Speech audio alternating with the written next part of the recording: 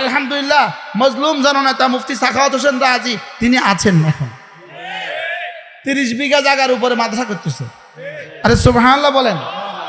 আমাদের মধুপুর পীর সাহেব হুজুর দামাত বারাকাতুম আছেন, মুফতি সাইদ সাহেব হুজুর আছেন, হযরত মাওলানা মামুনুল হক সাহেব দামাত বারাকাতুম তিনিও আছেন। আর আপনাদের যিনি মুহতামিম মজলুম আলিম দ্বীন হযরত মাওলানা সাখাওয়াত হোসেন রাজি দামাত বারাকাতুম, মূলত আমার মনে হয় এই মাদ্রাসা ওনার মাজলুমিয়তের পুরস্কার। ইনশাআল্লাহ এখানে রব্বে কারীম তারিখ কায়েম করে দিবে, ইনশাআল্লাহ এখানে ইতিহাস কায়েম হবে ইনশাআল্লাহ বলেন ইনশাআল্লাহ। আল্লাহ তাআলা এখানে একটা দারুল দেওবন্দের মতো একটা মাদ্রাসা আল্লাহ তাআলা কায়েম করে দেন। মদিনায়ে তৈয়বার মতো মসজিদে নববীর মতো একটা মসজিদ আল্লাহ এখানে কায়েম করে দেন, যেন আল্লাহ তাআলা এখানে সারা আলমের সব তাকাজা পুরা করে দেন। দাওয়াত, তালিম, তাবলীগ ও জিহাদ ও তাজকিয়া সব কিছুর তাকাজা আল্লাহ তাআলা এই মাদ্রাসাকে থেকে পুরা করে দেন। বড়দের ফাঁকে অল্প সময় আমি আপনাদের সামনে আমি কোরআনে কারীমের সূরা নূর থেকে দুখানা আয়াতে কারিমা তেলাওয়াত করেছি। আল্লাহ তাআলা যদি তৌফিক দান করেন এই আয়াতে কারিমার আলোকে আপনাদের সামনে 2-4টা কথা আরজ করব ইনশাআল্লাহ। মেরে ভাইও, আমরা যাদেরকে পৃথিবীতে মানুষ মনে করি, বিজ্ঞানের ভাষায় মানুষ যারা, রব্বে কারীমের ভাষায় মানুষ তারা নয়। বিজ্ঞান যাকে মানুষ বলে, রব তাকে মানুষ বলে না। আর রব যাদেরকে মানুষ বলেন তাদেরকে বিজ্ঞান সেকেলে বলে, পুরাতন বলে, পুরাতন। তো বানানেওয়ালা যাকে মানুষ বলবেন সেই তো মানুষ হবে না। বানানেওয়ালা যাকে কি বলবেন বলেন, মানুষ বলবেন, সেই তো মানুষ হবে। রব্বে কারীম এই আয়াতে কারীমার মধ্যে এলান করেন 3 গুণে গুণী যারা, বলেন মানুষ শুধু তারা। এখানে গুণ বলেছে 4টা, লেকিন 4th নম্বর গুণের আগে ওয়াও বলে নাই, ওয়াও বলে নাই। 4th নম্বর গুণের আগে কি বলে নাই, ওয়াও বলে নাই। দেখেন কি বলে, রিজালুন লা তুলহিহিম তিজারাতুন ওয়ালা বাইউন আন যিকরিল্লাহ, 1 নম্বর। ওয়া ইকামিস সালাহ, 2 নম্বর। ওয়া ইতাইজ যাকাত, 3 নম্বর। শেষ। ইয়াখাফুনা ইয়াওমান তাতাকাল্লাবু ফীহিল কুলুবু ওয়াল আবসার। এখানে ওয়াও বলেন না ভাইয়া, ওরে হুজুর কি সামনে দিয়ে يخافون يوما تتقلب فيه القلوب والأبصار। এখানে ওয়াও বলেন নাই, তাইলে বোঝা গেছে মূল গুণ হলো 3টা। মানুষ শুধু তারা, 3 গুণে গুণী যারা, মানুষ শুধু তারা, 3 গুণে গুণী যারা। সুবহানাল্লাহ। এর বাইরে যাদেরকে দেখছেন তারা প্যান্টওয়ালা তো হইতে পারে, কোটওয়ালা তো হইতে পারে, পায়জামাওয়ালা তো হইতে পারে, ট্রাইওয়ালা তো হইতে পারে, মালওয়ালা তো হইতে পারে, বাড়িওয়ালা তো হইতে পারে, লেকিন রব্বে কারীমের দৃষ্টিতে মানুষ না। মানুষ শুধু তারা 3 গুণে গুণী যারা। মানুষ শুধু কারা, 3 গুণে গুণী যারা, মানুষ শুধু তারা। সুবহানাল্লাহ। আল্লাহ আমাদের প্রত্যেককে মানুষ বানিয়ে দেয়। আমার পীর ও মুর্শিদ হযরত মাওলানা সুলতান আহমদ নানুপুরি রহমতুল্লাহ তিনি বলতেন, মুহাদ্দিস সুদি, মুফতি সুদি, খতিব সুদি। হুজুর বলতেন মুহাদ্দিস তো হয়েছ, মুফতি তো হয়েছ, খতিব তো হয়েছ, ওয়ালাকিন ইনসান সুদি, তবে এখনো মানুষ হইতে পারো নাই। তবে এখনো কি হইতে পারো না? মুফতি তো হয়েছি, লেকিন মানুষ তো হইতে পারি নাই। রব্বুল আলামিন বলেন মানুষ শুধু তারা জীবনের প্রতিটা মুহূর্তে জিকির করে যারা, জীবনের প্রতিটা মুহূর্তে কোনো এক মুহূর্ত আল্লাহ থেকে গাফেল হয় না যারা, মানুষ শুধু তারা। বলেন আল্লাহ থেকে গাফেল হয় না যারা, মানুষ শুধু তারা। সুবহানাল্লাহ। আল্লাহ থেকে গাফেল হয় না কতক্ষণ? অক্সিজেন আছে যতক্ষণ, অক্সিজেন থাকতে হয় কতক্ষণ? সারাক্ষণ। অক্সিজেন থাকতে হয় কতক্ষণ? ঠিক আল্লাহর ইয়াদ থাকতে হয় সারাক্ষণ। আল্লাহর কথা মনে রাখতে হয় কতক্ষণ?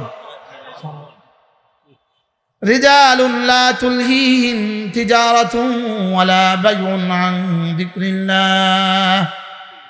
পৃথিবীর কোনো ব্যস্ততা তাদেরকে আল্লাহর জিকির থেকে গাফিল করে না। এখানে আল্লাহর জিকির মানে কি? এখানে জিকির মানে শুধু সুবহানাল্লাহ নয়, এখানে জিকির মানে শুধু আলহামদুলিল্লাহ নয়, এখানে জিকির মানে হলো জিক্রে কলবি। এখানে জিকির মানে কি? জিক্রে কলবি। আবার বলেন জিক্রে কলবি। আল্লাহ তাআলা আমাকে দেখেন, এই কথাটা 24 ঘন্টা দিলে জাগরুক রাখা, এটা হলো জিক্রে কলবি। আল্লাহ তাআলা আমাকে দেখেন, বলেন আল্লাহ তাআলা আমাকে দেখেন, এই কথাটা দিলে রাখা, এটার নাম হলো জিক্রে কলবি। এজন্য জিক্রে কলবি কতক্ষণ? হায়াত আছে যতক্ষণ। জিক্রে কলবি কতক্ষণ? নিঃশ্বাস আছে যতক্ষণ। জিক্রে কলবি আমার থাকা লাগবে কতক্ষণ? 24 ঘন্টার জিন্দেগির প্রতিটা ঘন্টার, প্রতিটা মিনিটের, প্রতিটা সেকেন্ডে জিক্রে কলবি থাকা লাগবে। সুবহানাল্লাহ। জিক্রে কলবি যদি হয়ে যায়, আমার আর ফরজ ওয়াজিব সুন্নত ছুটবে না। জিক্রে কলবি যদি হয়ে যায়, আমার দ্বারা আর কোনো গুনাহ হবে না। আমার চোখ গুনাহ থেকে ফিরবে কখন? জিক্রে কলবি হাসিল হবে যখন। জিক্রে কলবি হাসিল হইলে আমার চোখ আর গুনাহ করবে না। জিক্রে কলবি হাসিল হইলে আমার কান আর গুনাহ করবে না। কি বলছি বলেন? জিক্রে কলবি হাসিল হয়ে গেলে আমার চোখ আর কি করবে না? আমার চোখ আর গুনাহ করবে না, আমার কান আর গুনাহ করবে না, আমার হাত আর গুনাহ করবে না, আমার পা আর গুনাহ করবে না, আমার লজ্জাস্থান আর গুনাহ করবে না, আমার দিমাগ আর গুনাহ করবে না। কি হাসিল হয়ে গেলে বলেন?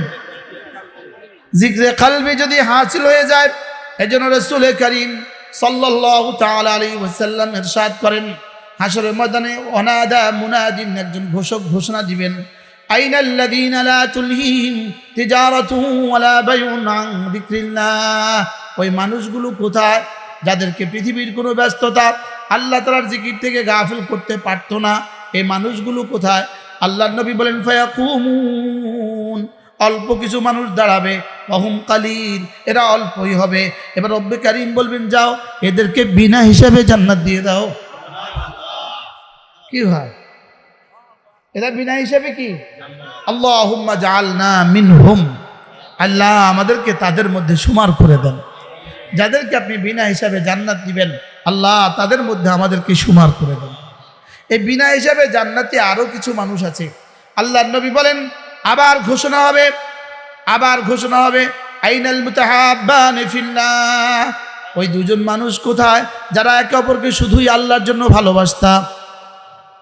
ফায়াকুমুন, এবারও কিছু মানুষ দাঁড়াবে, এবারও কিছু মানুষ দাঁড়াবে। আল্লাহ তাআলা তাদেরকেও বলবেন যাও এদেরকেও বিনা হিসেবে জান্নাত দিয়ে দাও। এজন্য কোনো আল্লাহওয়ালাকে ভালোবাসার জন্য ঠিক করে নেবেন যে আমিও মুখ আল্লাহওয়ালাকে ভালোবাসি।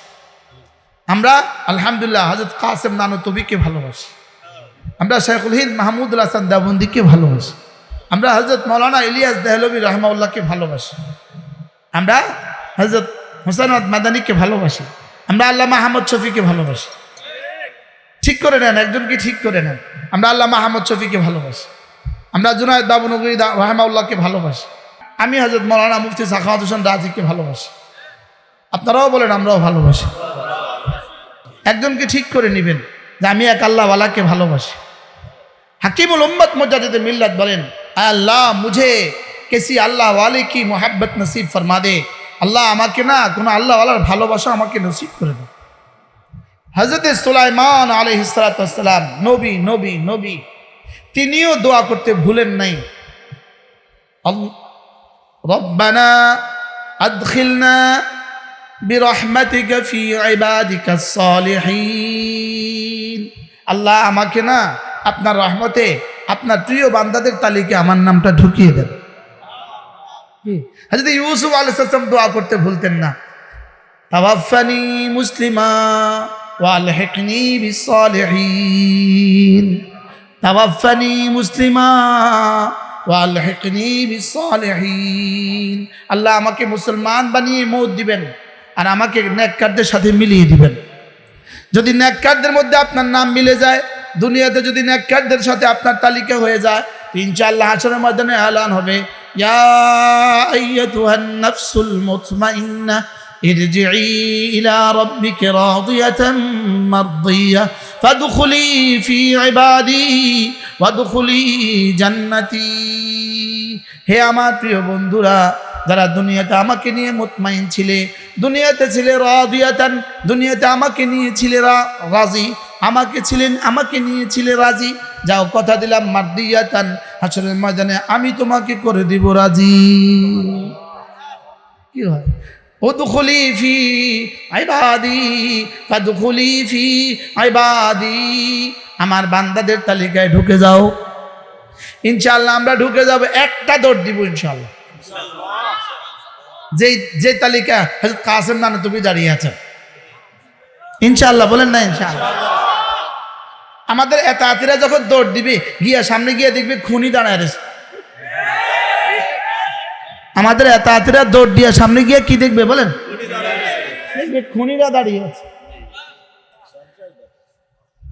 খুনের শাস্তি একটু শুনবেন, খুনের শাস্তি।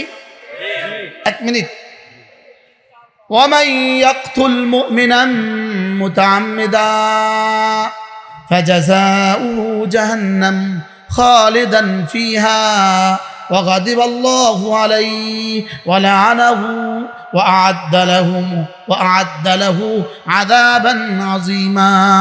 রব্বুল আলামিন বলেন, যে কোনো মুমিনকে ইচ্ছাকৃত হত্যা করে, যে কোনো মুমিনকে ইচ্ছাকৃত হত্যা করে, রব্বুল আলামিন বলেন তার জাযার সাজা, তার শাস্তি হলো জাহান্নাম। কেমন জাহান্নাম? খালিদান ফিহা, যে জাহান্নামে সে চিরদিন থাকবে। নাউজুবিল্লাহ বলেন। যে কোনো মুমিনকে ইচ্ছাকৃত হত্যা করে, তাহলে 17 তারিখে টঙ্গীর রাতে মুমিনকে হত্যা করেছে না কাফেরকে হত্যা করেছে? যারা নিহত হয়ে গেছে তারা কি মুমিন ছিল না কাফের? তাহলে মান কাতালা মুমিনান, যে মুমিনকে হত্যা করলো, এবার এটা কি ইচ্ছাকৃত ছিল না অনিচ্ছাকৃত? এটা ইচ্ছাকৃত। এটা পরামর্শ করছে, পরামর্শ। এটার লাগে মাশওয়ারা করছে। কি করছে? আমি আবার মাইকে ছিল, এটার লাগে মাশওয়ারা করছে। তাহলে এটা কি ইচ্ছাকৃত হত্যা না অনিচ্ছাকৃত হত্যা? এই জন্য আমাদের সাধারণ শ্রেণীর মুসলমান যারা এতদিন না বুঝে এতাত সাদিয়ানীদের সাথে মিশিয়ে গিয়েছিলেন, না বুঝে, আপনারা বুঝেন নাই। আপনারা একটা গলিতে ঢুকছেন আর কি, পথ ভুলে একটা গলিতে ঢুকে গেছেন। তো গলির মাথায় গিয়ে দেখছেন ওখানে খুন করা হচ্ছে মানুষকে। এবার কি আপনি ওখানে থাকবেন না ফিরে আসবেন? বুঝেন না? ওয়ামাই ইয়াকতুল মুমিনান মুতাআম্মিদা ফাজাযাউহু জাহান্নাম, তার জাযা কি? ও এটা আমরা মুশাওয়ারা করে বলতেছি, এই যে এটা পরামর্শ এখন বলতেছি, এটা মাশওয়ারা করে বলতেছি। এটা কাকরাইলে মাশওয়ারা হয়েছে। মুশতাক সাহেবকে কাকরাইল থেকে ফোন করছে, তুমি এটা মাশওয়ারা করে শোনাই দাও। এটা কি আমার মাশওয়ারা না রব্বে কারিমের সিদ্ধান্ত?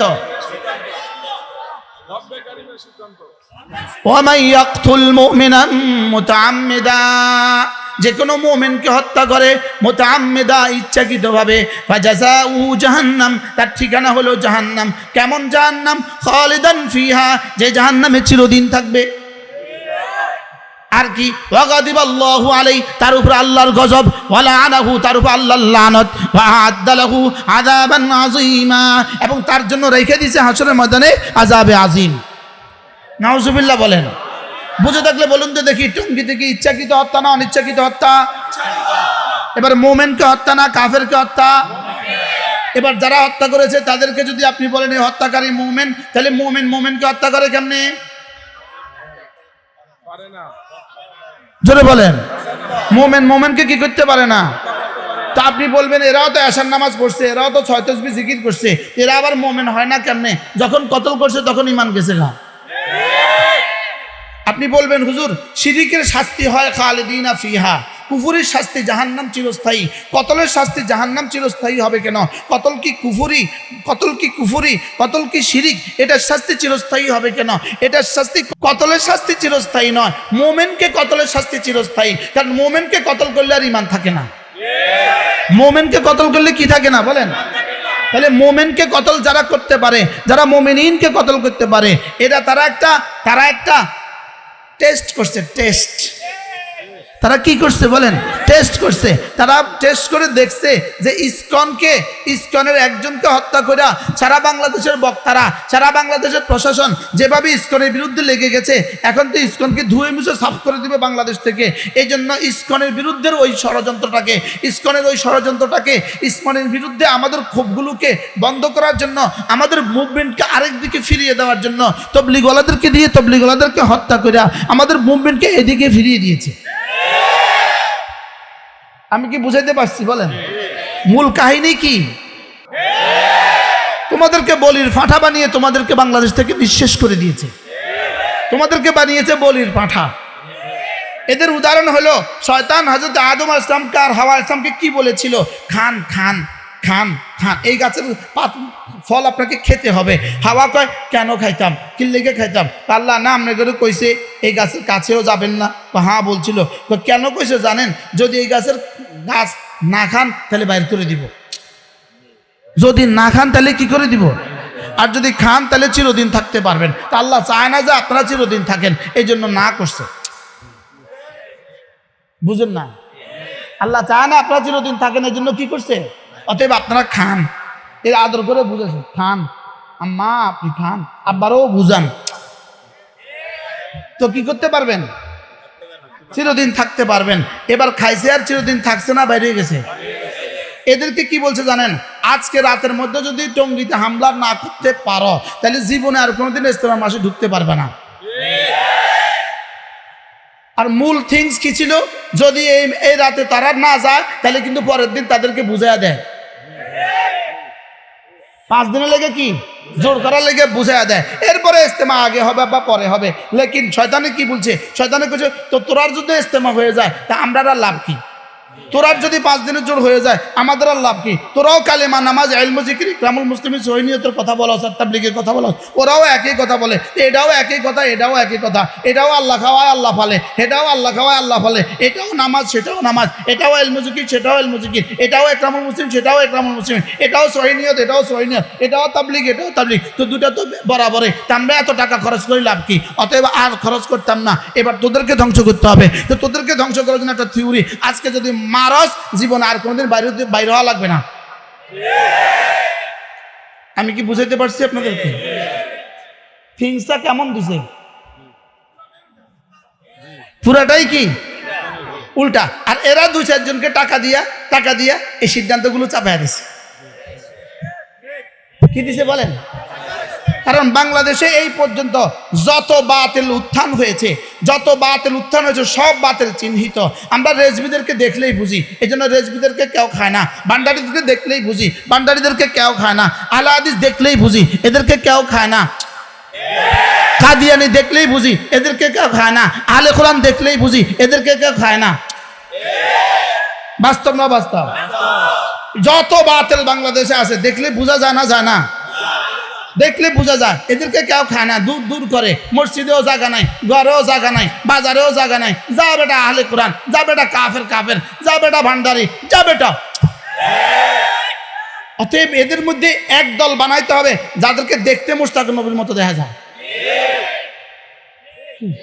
দাড়ি আপন জায়গায়, বাবরি আপন জায়গায়, পাগড়ি আপন জায়গায়, জুব্বা আপন জায়গায়, সব এক। আরে বাস্তব না বাস্তব? দাবিও এক। কালেমা, নামাজ, ইলম, জিকির, ইকরামুল মুসলিমিন, সহিনিয়ত, তাবলীগ। দাবি 1 না 2? ড্রেস 1 না 2? হাইয়ত সুরত 1 না 2?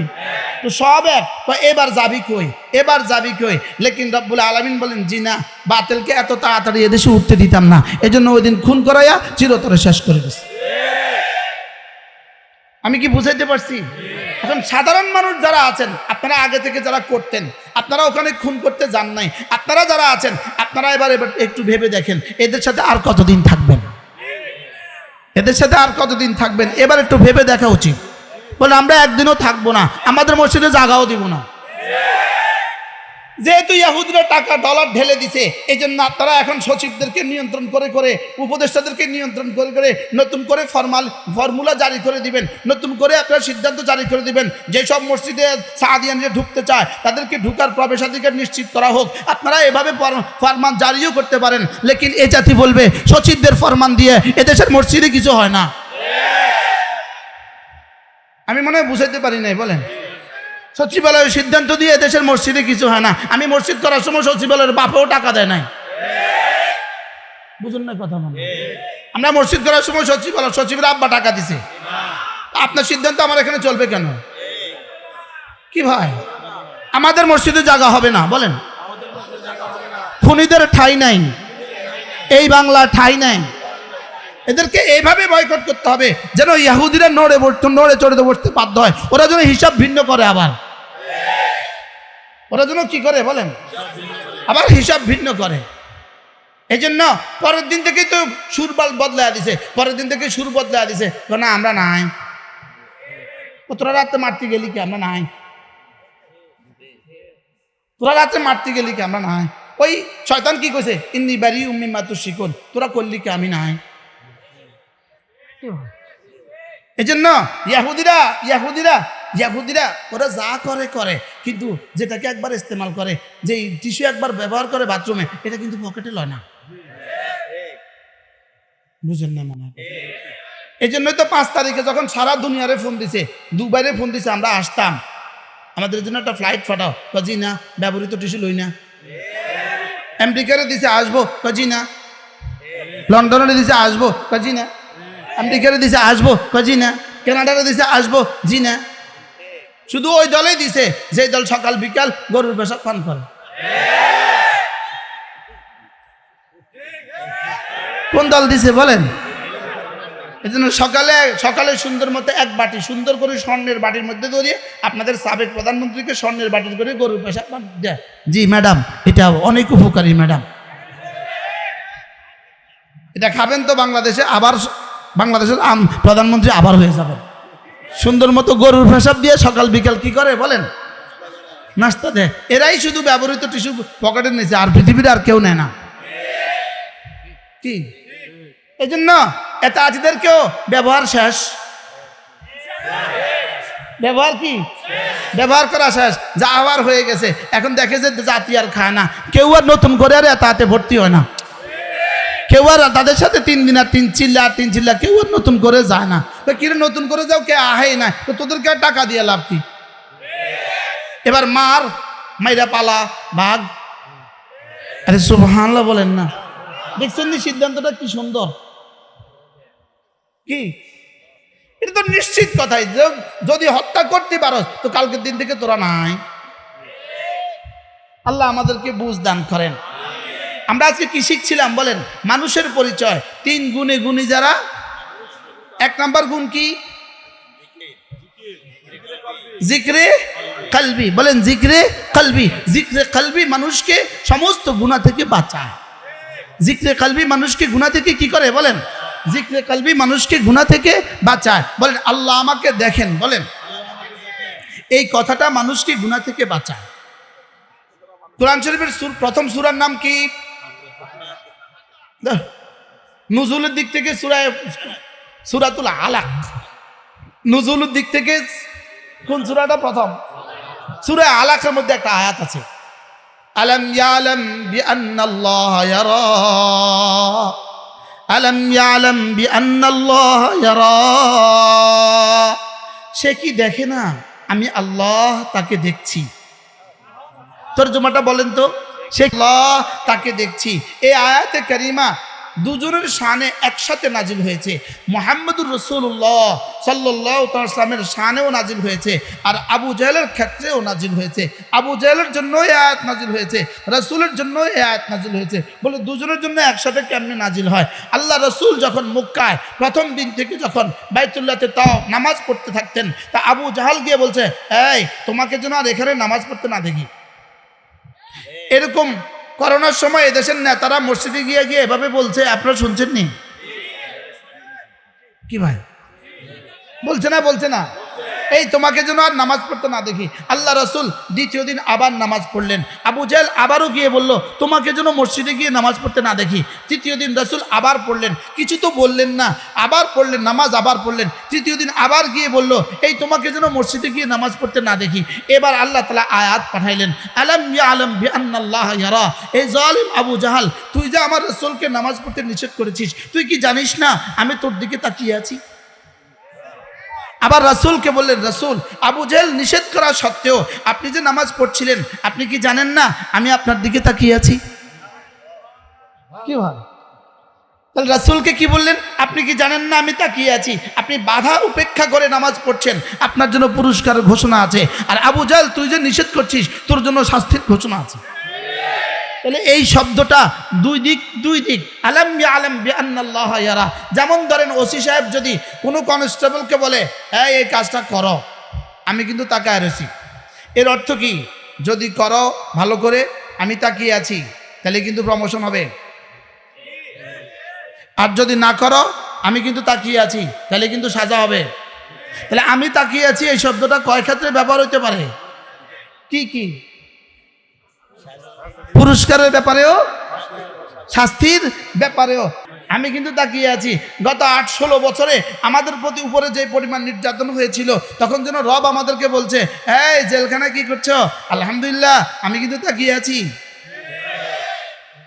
কি জেলখানায় এশার নামাজ পড়া আমি পড়তে বসতাম, এশার নামাজ পড়া তাফসীর খুলতাম, আলহামদুলিল্লাহ আমি ফজর পর্যন্ত পড়তাম, এক টানা পড়ছি, এক টানা। যেহেতু পৃথিবীর কেউ নাই, শুধু এত বড় একটা লাইট আছে, ওই লাইট নিভানোর কোনো সিস্টেম নাই, লাইটের সুইচ বাইরে, এত বড় লাইটের মধ্যে ঘুমানোর কোনো সিস্টেম নাই। তো আর কি করব? সারা রাত মোতালা করতাম। তো কারারক্ষীরা জেলখানার গেটে এসে বলতো, হুজুর কবে বাইর হবেন? আমি বলতাম বাইর হওয়া নিশ্চিত, হয় জিন্দা নয় মুর্দা। এরা হাসতো। আমি বলতাম, কি বলেন? বাইর হওয়া কিন্তু নিশ্চিত, হয় জিন্দা না হয় কি। এরপরে মাঝে মাঝে একটু দাঁড়াইতাম, জানালার মধ্যে একটু দাঁড়াইতাম, লোহার গ্রিল ছাড়া তো আর কিছু নেই, এদিকে লোহার গ্রিল, এদিকে লোহার গ্রিল, ছোট্ট একটা কবরের মতো রুম। তো এদিকে দাঁড়ায় দেখতাম, দুনিয়ার দিকে দেখতাম, আর বলতাম, জালিম কা কুছ রাহতা নেহি, মজলুম কা কুছ জাতা নেহি। জালিমের কিছু থাকে না, মজলুমের কিছু যায় না। আলহামদুলিল্লাহ, মজলুমদের এখন সব আছে, জালিমদের এদেশে আর কিছু নাই। কি ভাই, এখন জালেমদের কি আছে বলেন? যদি কালকের পত্রিকায় কোনো জালেমের নামে আবার বাইরে তার 10টা বাড়ি বাইরে হয়েছে চিটাগং, এটা কি জালেমের জন্য সুখকর হবে না দুঃখকর? জালেমের আন্ডা বাচ্চাও গেছে। যদি গিনিস বুকে একটা বাক্য উঠা দরকার, যে সারা পৃথিবীতে একটা বাক্য 100 ভাগ জীবিত 100 ভাগ জিন্দা, 100 ভাগ সত্য প্রমাণিত হয়েছে পৃথিবীর ইতিহাসে একটা বাক্য, ওই বাক্যটা কি? আমি বলবো আপনাদেরকে ওই বাক্যটা কি। প্রশ্ন করেন। দুনিয়ার বাংলাদেশের ইতিহাসে একটা বাক্য 100 ভাগ জীবিত হয়েছে, এই বাক্যটা কি বলেন না? প্রশ্ন। এই বাক্যটা হলো, চশমাওয়ালি বুবু যান, বাংলা ছাইরা ভারত যান। কত পার্সেন্ট বাস্তব হয়েছে?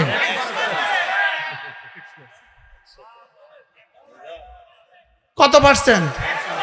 100% বাস্তব হয়েছে না বলেন? শুধু কি নিজে গেছে না, পেটেরটাও গেছে, পিঠেরটাও গেছে। কি আর ওদের লাগে এখন কবর, শুধু কবরের মতো একটা জায়গা আছে। মোবাইল নাই, গরুর গোশত নাই, শুধু আছে গরুর পেশাব। গরুর গোশত আর জীবনে চোখে দেখবে না। এমন এক দেশে আল্লাহ নিছে, যে দেশে আর কি দেখবে না বলেন? গরুর পেশাব ছাড়া জীবনে আর কোনো শরাব মিলবে না। কি হয়? আজীব বিষয়। আল্লাহ, কোন বাক্যটা পৃথিবীতে সবচেয়ে বেশি কি হয়েছে?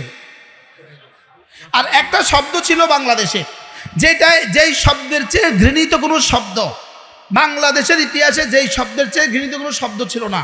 গত 16 বছর ধরে একটা শব্দ ছিল সবচেয়ে বেশি ঘৃণিত। ওই শব্দটা কি ছিল জানেন? রাজাকার।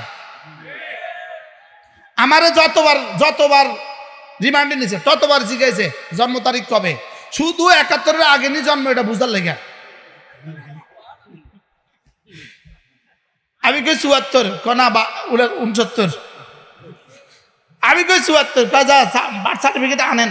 একবার আনাইছি, কনা হয়তো ডিজিটাল সার্টিফিকেট আনেন। শুধু কোন রকমে 71-এর আগের দিন হলে সাচ্ছিল। কি ভাই, তাহলে একটা শব্দ কি পরিমাণ পচাইছিল? শব্দটা কি ছিল? আবার বলেন। শেষ পর্যন্ত এই রাজাকার শব্দ আল্লাহ কার দিকে ফিরিয়ে দিছে?